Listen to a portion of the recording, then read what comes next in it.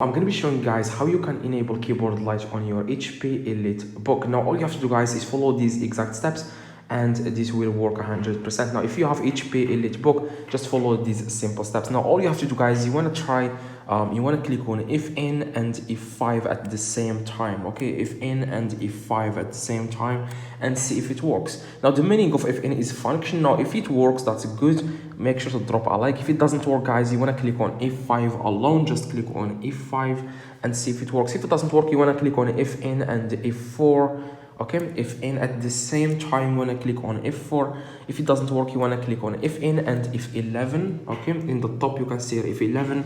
Now you want to click on if in at the same time, like I said, F11. If it doesn't work, you want to click on if in and space at the same time. Now some laptops you have to click on if in and space. Now if this doesn't work, just let me know what year is your laptop, like what year exactly. I will tell you guys what to do in the comments. Okay, I reply to every single comment, or you want to click on the video on the screen and you will be able to enable your backlight using other methods. See you guys in the next video.